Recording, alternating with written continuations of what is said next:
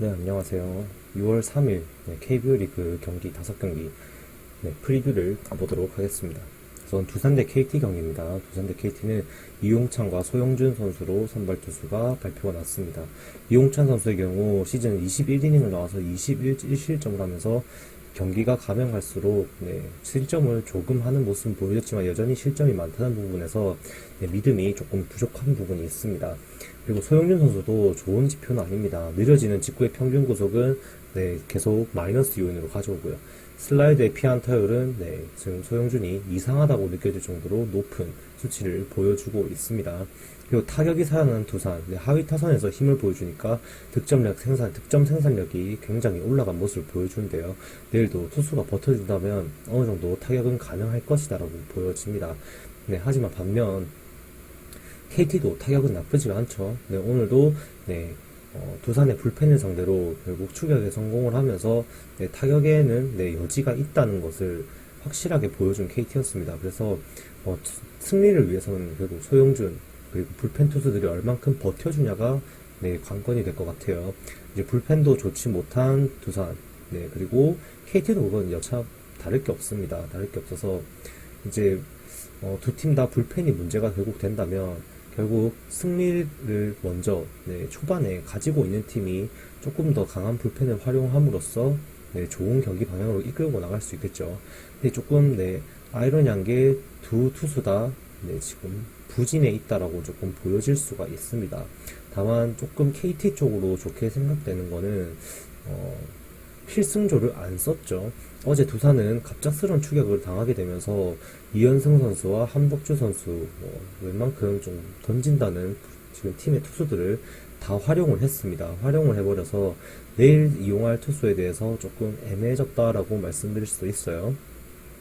그리고 이제 소영준 선수는 두산을 상대로 5월 초에 5이닝 2실점 승리 투수를 가진 좋은 기억이 있습니다. 그때 기억을 살려서 과연 호투를 해줄 것인가? 조금 좋게 비교를 하자면 오늘 기아전이었죠. 기아전에서 임기영 선수가 롯데를 상대로 좋은 기억이 있었는데 오늘 다시 또 좋은 모습 보여줬죠. 그 부분에서 좀 대비가 가능한 지표인가는 여러분이 판단하시는 거지만 좀 그러한 지표도 있다라는 점 참고하시면 될 것 같고요. 결론적으로 좀 말하면 두산의 타격이 살아나고 KT도 지고 있는 상황에서 두산의 불펜을 상대로 타격감을 이어갔습니다. 소영준 선수의 직구 평균 구속이 시즌 초반 148에서 이제 143까지 떨어져 버리는 이상 증세를 보여주고 있고 슬라이드의 높은 피안타율은 상상 이상으로 너무 높습니다. 그리고 우타자 상태의 피안타율 또한 4할대의 지표도 무시를 못하는 상황입니다. 그래서 양팀 타격이 두 투수와 불펜을 공략할 여지가 충분하기 때문에 승리 사이드보다는 조금 다득점의 경기가 예상이 된다라고 말씀드릴 수가 있을 것 같아요.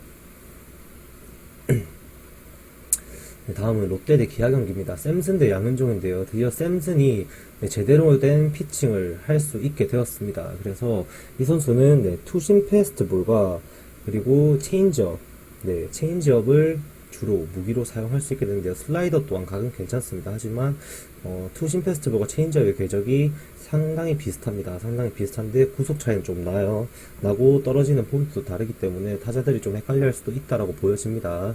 그리고 이제 상대는 양현종 선수입니다. 양현종 선수 같은 경우에는 국산 에이스죠. 내일도 이긴다면 기아는 스윕을 노려볼 수가 있는 기회가 생깁니다. 왜냐면 내일 이제 양현종 선수가 나온다면 3차전에는 브룩스 선수가 등판을 합니다. 브룩스 선수가 나오게 되면서 이제 3연전을 끝까지 다 기아가 가져갈 수 있는 찬스가 생겨버리죠. 그래서 내일도 기아는 어떻게 보면은 좋은 기회를 가져갈 수 있다. 스윕에 대한 좋은 기회를 가져갈 수 있다라고 보여져요. 그리고 이제 롯데는 김준태라는 지명타자 카드를 꺼내들었는데 오늘은 홈런을 하나 치면서 나쁘지 않은 모습을 보여줬지만 역시나 타격의 무게감에서는 조금 불안감을 보여주고 가벼운 느낌을 주는 롯데의 타선이다라고 좀 말씀드릴 수가 있을 것 같아요. 그리고 이제 기아는 김호령 선수가 다시 데뷔를 했습니다. 어떻게 보면 복귀죠. 복귀를 했는데 경찰청 복무를 마치고 이제 돌아와서 2군에서 나쁘지 않은 모습을 보여줌으로써 1군으로 콜업이 되어 오늘 첫 타석 초구를 때려서 홈런을 만들어낸 김호령 선수였습니다. 최원준 선수가 내일도 빠지고 김호령 선수가 또 나올지 두고 봐야 될 것 같고요. 역시나 타격에서는 기아가 나쁘지 않다. 특히 선발 투수가 힘이 빠졌을 때와 이기고 있을 때 나오는 상대의 추격조 투수를 상대로 굉장히 좋은 활약을 해준다. 또 특정 선수를 말하면은 유민상 선수가 확실히 좋은 모습을 가지고 있다라고 말씀드릴 수가 있습니다. 지금 유민상 선수와 황대인 선수 두 선수가 포지션 경쟁을 하고 있는데 지금 당장에 유민상 선수의 페이스가 더 좋아서 계속 기용되는 모습을 보여주고 있죠. 그래서 내일도 좋은 라인업을 가지고 나온다면 기아도 해볼 만한 경기를 가져간다라고 말씀드릴 수 있을 것 같고요. 그리고 지는 경기의 핵심은 역시 진명호와 김대우죠. 오늘도 진명호 선수는 좋지 못한 모습을 결국 보여주었고 2자 책점을 안고 강판을 당하게 되죠. 안 좋은 모습은 역시나 진명호, 김대우가 나왔을 때 경기에서 보여지는 것 같고요. 기아는 박준표가 8개, 전상현이 11개를 던져서 내일까지는 등판이 가능하지 않을까라고 보여지는 불펜은 기아 또한 아직 준비가 되어 있다. 내일 경기를 할 수 있다라고 보여지고요. 좀 정리를 해서 말씀드리면 기아는 내일 이제 에이스 양현종을 내세워서 2차전도 가져가고 싶어하는 상황입니다. 근데 상대는 좀 낯선 투수 에드리안 샘슨이죠. 이제 슬라이더와 직구, 체인지업 세 가지를 사용하는데 이 포심 패스트볼이 특유의 회전 때문에 투심성 궤적을 그리는 유형인데 체인지업과 헷갈려서 낭패를 볼 수도 있습니다. 롯데도 오현택만 사용했을 뿐이고 구승민, 박진영, 기본중이라는 불펜 카드를 들고 있고 모레죠. 그 다음 경기에서 노경은이 브룩스를 상대됩니다. 3차전에 노경은이 브룩스를 상대해서 이제 약한 상대, 약한 상대죠. 어떻게 보면은 지금 상태가 노경은이 확실히 약자로 보여지죠. 브룩스 앞에서는. 그렇기 때문에 내일 전력을 다해서 승리를 노리려고 할 것입니다. 그 부분을 참고하면 뭔가 이겨야 된다라고 동기부여는 되긴 하지만 좀 쉽진 않습니다. 지금 쉽진 않은 상황이라 두 팀 다 만약 카드를 다 사용해서 내일 경기를 잡으려고 한다면 저득점 경기가 조금 흘러가지 않을까, 그런 양상이 되지 않을까 좀 보여지는 부분입니다. SK 대 NC 경기예요. SK 대 NC 경기는 이건욱 선수 대 최성영 선수가 나옵니다. 이건욱 선수는 데뷔 후 생애 첫 선발 등판에서 호투를 하면서 좋은 모습을 보여줬어요. 어떻게 보면 SK의 반등의 시작입니다. 이 선수가 내일도 좀 좋은 모습을 보여줄지 기대가 되는데 최성영 선수도 나쁘지 않은 흐름을 던졌기에 지금 선발로 기용이 됐어요. 키움전에서 3과 3분의 1이닝이었나요? 그거를 막아주면서 역전의 발판을 마련해서 역전승의 주역이 됩니다. 이 선수가 3회쯤 올라와서 좋은 모습으로 경기 중반까지 끌어가면서 역전하는데 큰 기여를 했습니다. 근데 이 좌완투수이면서 직구는 평균 구속이 136 정도밖에 나오지 않는다는 점에서 SK 타격에 또 쉽게 공략이 되지 않을까라는 걱정은 분명히 있습니다.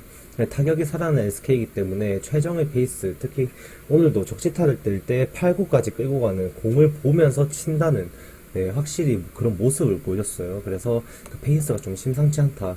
계속해서 살아나려는 모습이 조금 보이는 최정 선수입니다.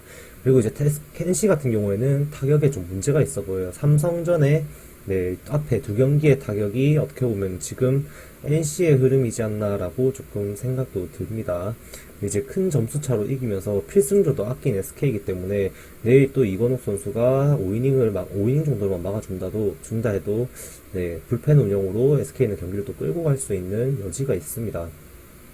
그리고 오늘 문승원이 포피치 투수였죠. 직구, 슬라이더, 커브, 체인지업을 던졌는데 내일 이건욱은 3피치 유형입니다. 직구, 그리고 이제 슬라이더, 스플리터 이렇게 3개를 던지는데 그 공들이 되게 높게 형성이 된다는 점, 그 부분을 좀 잘 공략을 해서 NC가 타격을 할 수 있을까 하는 미지수인 듯 합니다. 지금 타격에서 확실히 죽어있는 모습이 보이는 NC이기 때문에 확신을 줄 수가 없습니다. 그래서 SK가 흐름을 타고 있다라고 좀 말씀드릴 수 있을 것 같아요.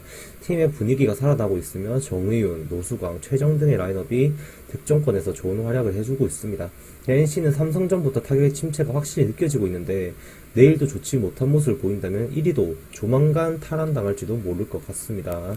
이제 두산이 KT를 상대로 경기를 하는데 KT의 지금 투수에서 좀 누수가 있는 상황입니다. 쿠에바스 선수가 부상으로 빠지면서 배재성 선수를 제외하고는 믿을 만한 승리 투수가 없기 때문에 조금 좋지 못하기 때문에 두산에겐 호재다. 그럼 두산이 추격이 가능한 네, 그런 상황이기 때문에 NC가 위험하다라고 좀 보여져요.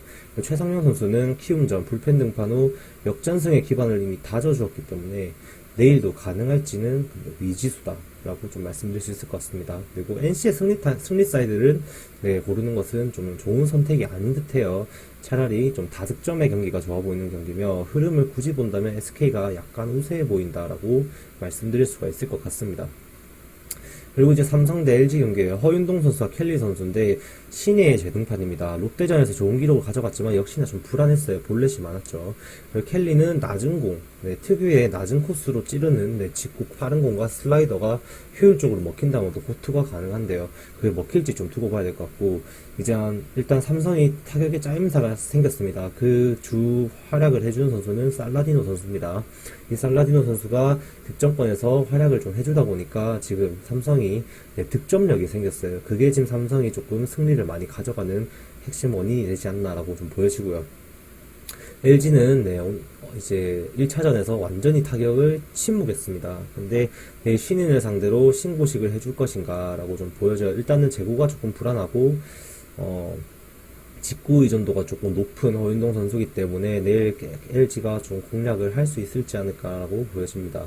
근데 불펜의 안정감은 역시나 리그 상위권인 삼성입니다. 이거는 제가 삼성에 대해서 코멘트를 할 때 항상 키포인트로 넣어놓는 네, 부분이에요. 이거는 5월 중순부터 이어져온 삼성의 네, 불펜의 힘입니다. 이게 NC도 불펜이 좋았는데 NC는 무너졌고 삼성은 조금 더 좋아지고 있는 모습입니다.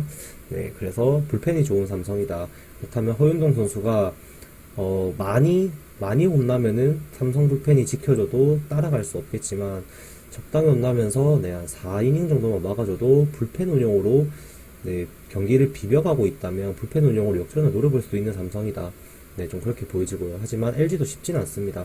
켈리 선수가 적당히 해주면 정우영, 여건욱 이외에 또 필승조들이 대기를 하고 있기 때문에 삼성, LG 내일 네, 조금 네, LG가 허윤동 선수를 공략을 하지 못한다면 의외에 또 네, 팽팽한 승부가 이어질 수도 있다. 역시나 불펜이 좋은 두 팀이기 때문에 점수가 많이 나지 않는 팽팽한 클러치 상황에서는 두 팀 다 쉽게 점수를 더 주려고 하지 않을 것이다라고 보여져요.